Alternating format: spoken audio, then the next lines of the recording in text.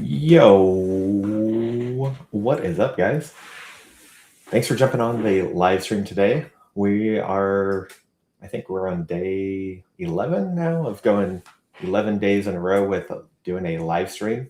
This was just something I decided to do for May. I wanted to put myself out there, connect with more people, and challenge myself to just bring more value to the community. And so today, I'm excited because we're doing another product review. I did my first product review last week, and we're going to jump in to it in just a second. But I want to give you an update on what we have planned throughout the week, and then we will jump into the actual product review. So throughout this week, I planned out a schedule for us. Yesterday, I talked about the newsletter episode that I had written the week prior. And then today we're doing a live product review, literally from the buyer's perspective. So it's not just a taste test. It is me talking through what buyers actually look for when they are looking at product and what can sway us when we are comparing one item to another.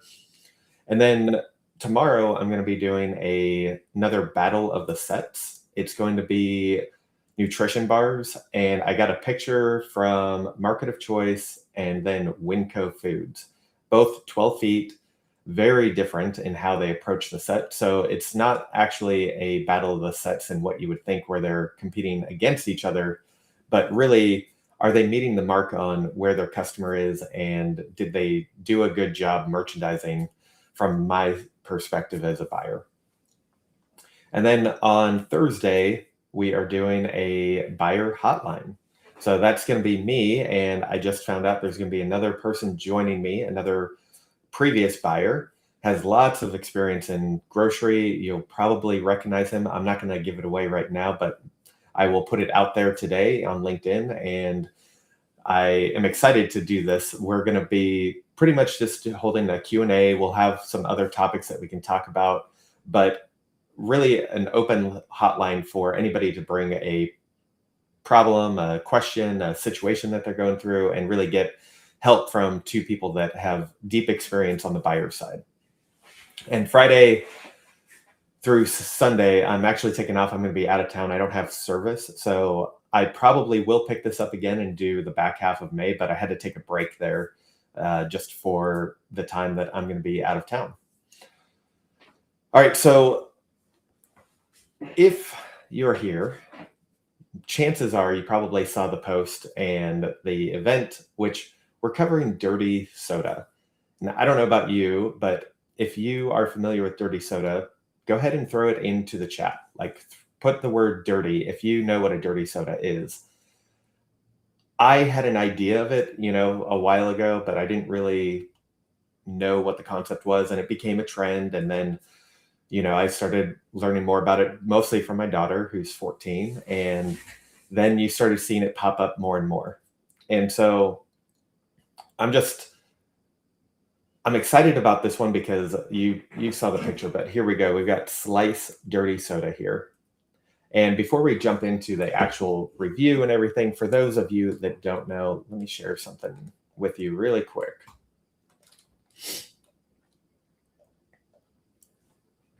Let's just give this a watch really quick. Dirty soda?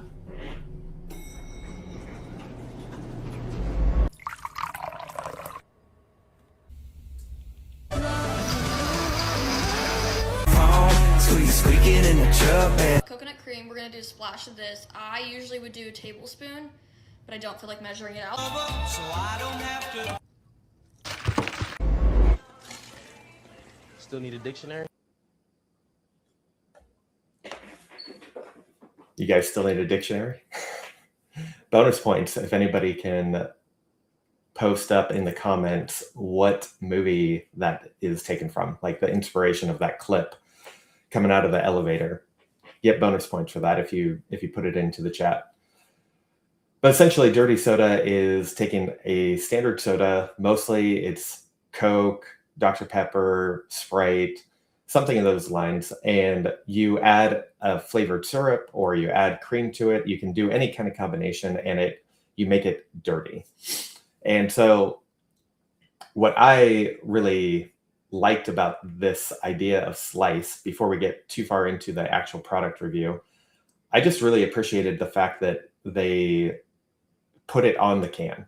I think that's a huge marketing play that they are playing into. And, some people might be like, oh, you're just trend chasing, but I'm going to get into a little bit more later about why sometimes it's okay. And, it's definitely okay to go after a trend and know what you are targeting, what your goal is, and also what you expect to get out of it. And if you have a clean exit point, et cetera, like there's all these different layers to it.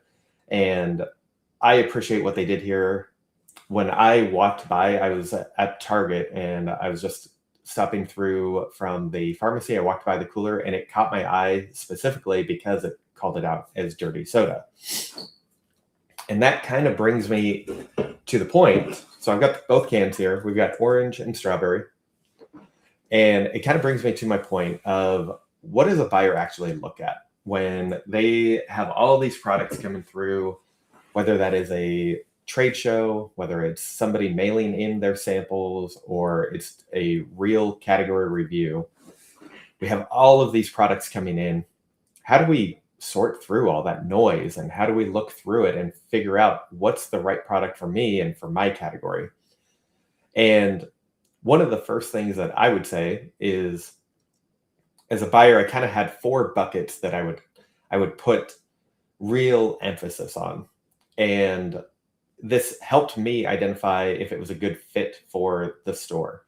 And this is going to change and be different for every retailer because they have different customer profiles. But it would help me kind of gauge where everything was at. So what you would expect as a buyer, the first thing I look at, which is the exact same thing a customer sees, it's the packaging. Does the packaging stand out? Is it in line with the category? Does it break the category standards in a good way or a bad way? Does it actually make it easy to tell what you are getting? And so from Slice's point of view, like I said, it caught my attention because it called out dirty soda. I know that's a trend right now. I think it's a clever positioning for marketing. I don't think that they are necessarily doing anything super special with the inside formulation. It's probably orange cream and strawberries and cream. Bunch of other brands have those types of items already. So it's not necessarily, it's doing 2 things. One is it's hitting a flavor that people already like, which I think is a good idea, but also it's hitting that trend and calls it out in a different way, positions it as something that is trending when it is pretty much just a flavor that is already out there, like a flavor profile. So I thought it was really interesting. I like the way it looks. Slice, if you did not know, if you're, I don't know what age you are, but Slice was big in the 80s and I think 90s too. I was just a kid in the 90s, but it was just a standard soda. And a couple of years ago, Suja Life, the parent company of Suja Juice and Vive brand Vive Juice Shots, bought the rights to Slice and they brought it back in a healthy way. So that kind of brings me to the next point here of what do I look at after the packaging? I look at the ingredients. Is it something that fits with the customer's needs? Does it have a specific function that it hits? Is there anything in here that really doesn't need to be? All of those things kind of come into play. And when you look at this, they make it pretty clear at the top here. It says prebiotics, probiotics, and postbiotics. And I think that's a nice spot for them to be in. A lot of the sodas right now are doing prebiotics. They're not doing probiotics and postbiotics. Then you have kombucha hitting probiotics, not hitting the prebiotic or the postbiotic. And then you have some wellness shots doing just probiotics or just postbiotics. And so I think it was a good move going to all three. And if anything, if nothing else, it's a good move for, again, the marketing positioning. It's a healthy beverage. You know, it's a definitely a healthier version of a standard soda. I would say with all of these sodas, I think I mentioned it on the last one with Poppy and the Pepsi prebiotic. I don't know that you're really getting enough in here to really make a difference. If you're just drinking like one can a day, it's not going to be like, it's not going to be as functional as you probably think. And people used to talk about Olipop and Poppy, you know, early in the days, like how it would affect their gut and, you know, and like joking around about, you know, don't drink too many, you're going to shit yourself. And, you know, I think people are kind of, unless you're, you know, it depends on the body, but I think people are kind of over that part of it. And they really understand, I'm buying this for the flavor. Like I want a soda that is better than just a standard orange soda with 44 grams of sugar in a can. This has 4 grams of sugar. And when you look at the ingredients, it's all what you would expect from Suja, you know, clean ingredients here. They have their gut blend, which has a bunch of stuff I cannot pronunciate, so I'm not even going to try.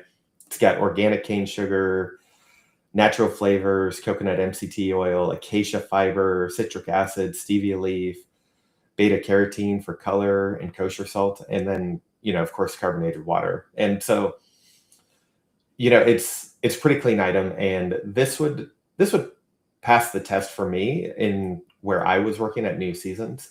This would definitely hit the mark as far as being able to make it on the shelf. Now, the next thing that we would look at is, does the pricing make sense? And there's going to be some nuances here. I can't get into all of it because I don't have all the details, and every retailer is going to be different. But the last two that we look at is really more about pricing and support. How does the product sit within the category price structure, and how does it get supported once it gets on shelf or brought into a store? So that goes into a lot of different areas, and we'll talk about that in a second. First of all, pricing. These were I believe $2.49 regular, and they were on sale 3 for $5.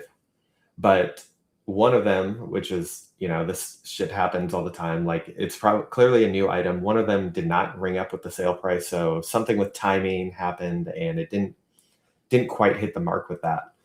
I went through the register, and one showed up regular price, and one showed up at 3 for $5. And so when you look at the category itself, the pricing is pretty much in line. It's probably at $2.49. It's a little bit lower than where some of the other brands are. They're typically in that they're anywhere between like $2.49 to $2.99. So it kind of fits within that range. What I would look out for is, as a buyer, if a brand came up to me and say Slice came up and they wanted to be at a $1.99 retail. Now this would concern me, and I think that's probably a surprise for a lot of people. Before I explain, does anybody know why I would be concerned about them coming in with a lower price point? I'm going to take a sip of water. I'll give you a second to respond to that. And also, I'll just show off my glass that I'm going to be using. Dad Juice. Not doing any ice in it today since I'm going to do 2 flavors. I don't want to have anything kind of lingering in there.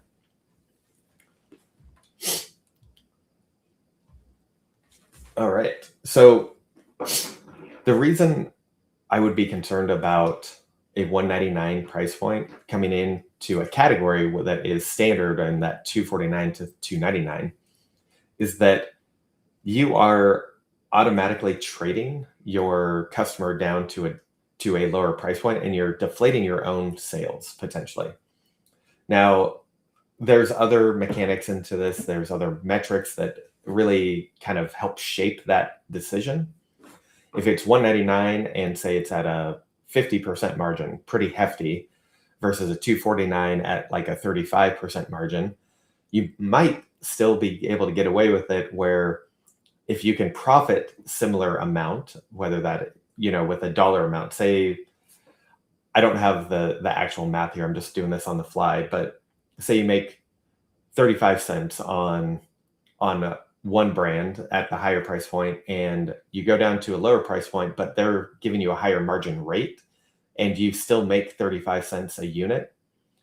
That is something that I would be more acceptable to, or like open to talking about, because I might be deflating sales a little bit, but I'm making the same dollar margin and driving more, hopefully more units. And that would be the play if we want to get more traction and traffic into the set, going after unit velocity while still maintaining a profitable category. So there's a lot of nuance in that with pricing. We can't get into everything because these are just, on the fly scenarios. That is going to vary widely from retailer to retailer. Some are going to want EDLPs, some are going to want high lows, and some are going to want hybrid.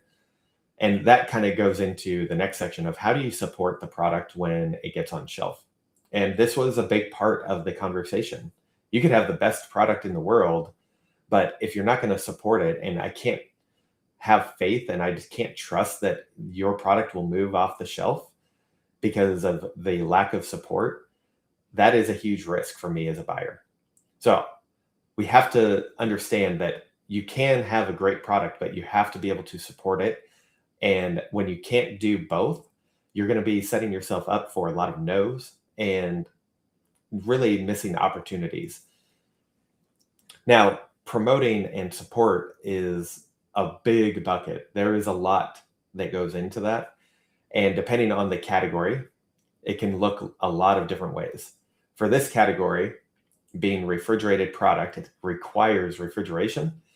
You have to understand you're limited to what you can do with off-shelf displays. Some stores and retailers, they have refrigerated end caps, and they can do displays where you can get a shelf or a full end cap for a certain amount of time. And that might cost an upfront amount of money, or it might cost a deeper discount. It really kind of depends on the retailer. But you're limited when you have those refrigerated options. So for this one, what I would look at doing probably is where do we want to start off? Do we need traction first? So we need to probably look at some deeper discounts and deeper price point to get that initial trial. And so that might look like asking for a BOGO. And it might look like, requesting that we did have some options for off shelf at New Season. So maybe we do ice bins for a month, and we really push the in-store part of it, of pricing and display. And then on the brand side, there's a whole other game to it, which is building your brand and opening a market. If this is Slice coming into the Northwest market for the first time and we're the first retailer, there's a lot of work to do. And that part falls more onto the brand than it does to the retailer, because we'll own our part in store with the pricing, the merchandising, etc. But the brand has a lot of work to do with getting its brand out there and getting people to want to try it, get the trial of the product. So that's essentially the process of at least for me, of what I would look at. Now, there's obviously on the back end of the meeting, I'm going to look at a lot more. And so you do have this kind of split where you have in the meeting or in the moment review. Does it hit what I need, and does it fit the category? Does it hit the pricing and the support that we need? And then if all of that checks off, and then you go to the data on the back end. And when the data checks off with whatever it is you're looking for, it might still be a new brand, so there might not be data. But that is where you decide as a buyer, am I going to take a risk bringing this product in, or do we want to wait and maybe be second to market, say it second to market, and not be first to market. I don't know what I was trying to say there. So, a lot of variables throughout this whole process, but the data is really important. And when there is supporting data, making sure that it matches to the retailer's needs. So if they're a regional retailer, make sure to bring them regional data, whatever you can. And if you can't, then you can go ahead and bring in like national data or whatever the data points that you do have. And then after all of that, then the buyers, take a look at all of the different products that were submitted. And a lot of the times in that first review, you look at data, look for any top voids that will show up in the reports that say, hey, you're missing this, it's doing really well in the market. And then it goes down to that next level where, well, what brand did I like? What items were cool and did I think would be a good fit and either complementary or just disrupting the category? And then you would start looking at that. And again, that's where you probably don't have as much data, but you have to use your gut and your instinct and work with that brand to figure out how do you get the best launch to get on the shelf. All right. I think we're about ready to try these. You guys ready? All right. I'm going to attempt my fingernail tap here because I think that's what the content creators do, the influencers. But all right, we're doing orange first. Pour it into my dab juice glass. All right. So first off, looking at the color, it's clearly darker than like an orange soda and creamier because it has that extra cream or whatever they added to it, which in here, I didn't see anything in here that would have been like the creamer. Typical dirty soda is creamer or half and half. So it gives it this other color, but I didn't see anything in the list that actually gives that. So interesting to see. Let's give it a little swirl. Definitely smells like orange cream. If you guys remember when you were a kid, those little cups with the orange and vanilla ice cream that you would get in a little wooden spoon. I feel like I'm going to taste the wooden spoon right here after I drink this.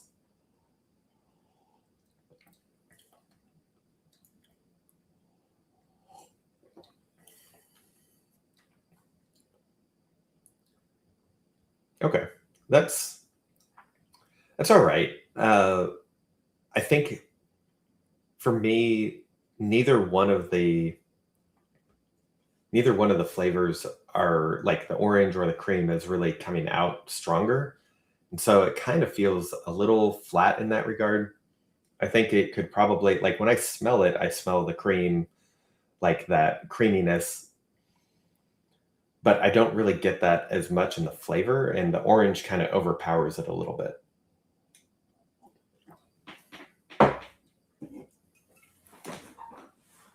All right, let's give strawberry. If you're watching live, let me know, have you guys seen the sliced dirty soda before? And have you tried it? Or have you tried any of the sliced sodas? All right, we got a little bit more fizz on this one. And again, it's a little bit darker shade. I'm definitely smelling more of the strawberry on this, but the creamy, like half and half is there.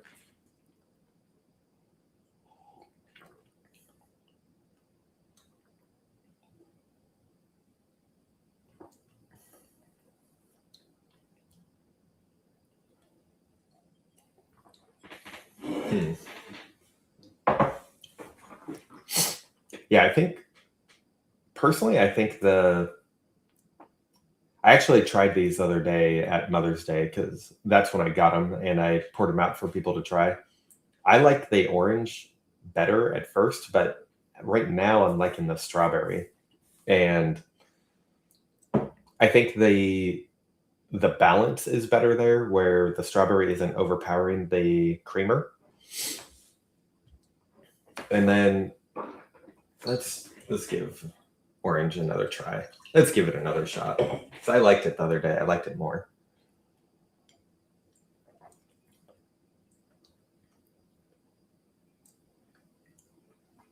Yeah, I don't know which one I like them both for their own reasons, but what I would say is the orange probably comes out a little bit stronger in than the creaminess, and then in the strawberry, the creaminess comes out a little bit stronger. So not bad necessarily. I would definitely enjoy them if I had them, but typically I'm not necessarily like a fruity soda kind of person. So I would be going for more of like a cola, maybe cherry cola, but cola is going to be more my go-to. So I probably wouldn't buy these again for myself, but would I bring them into the store?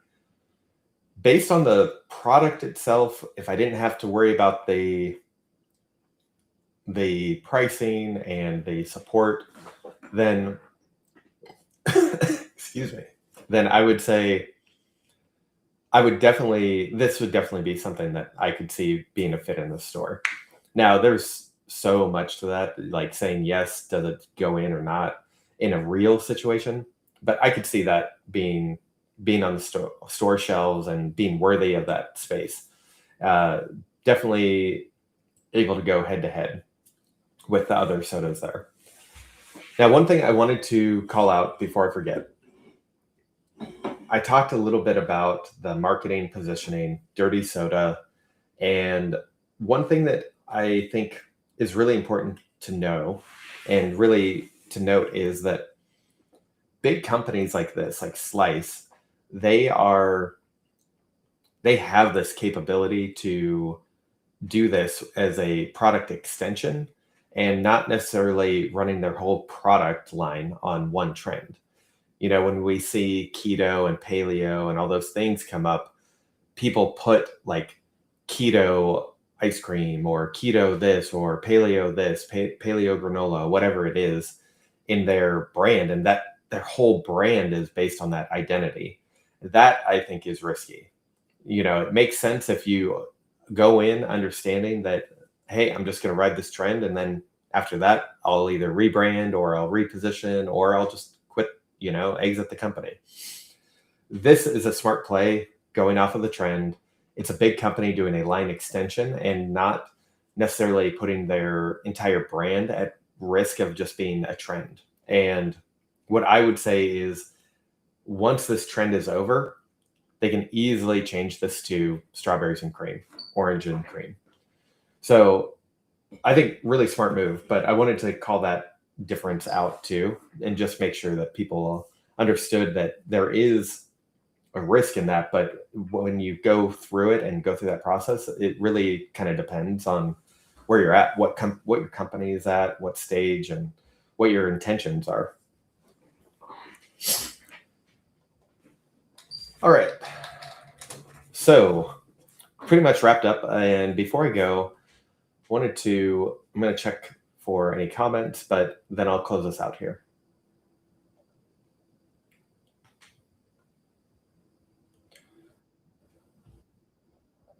All right. No comments. So let me close this out. We've got the product review from a buyer's perspective. You saw a little bit about the packaging, the quality of the product ingredients, the function, what the purpose of it is, how it could fit into a retailer. The pricing and support, again, it's a little bit more vague. It's more scenario based. It's not real situational information, but it gives you a good idea about what it takes to get into a store and what it takes to, once you get into the store, get that product off the shelf. And again, just to close us out here, I've got a couple more live streams this week, and tomorrow I'll be doing the Battle of the Set. It's nutrition bars. We're going to talk about the two 12-foot sets that I got at Market of Choice and Winco Foods. Very different customers, very different merchandising style. Will be really fun to get into that and talk through the merchandising styles that they have, why they're different, and why it really matters, and see how did they do for their customer. And then on Thursday, I have that special guest. He's going to be coming on and joining me. We're going to do buyer hotline, and we're going to really just open it up for Q&A. We're going to talk grocery. We'll have a couple of topics covered if nobody has questions, but I'd love to have you come in live. Bring your questions, bring your situation that you're in, get a real buyer's perspective on how to address it. All right, guys, that is it for today, and I will catch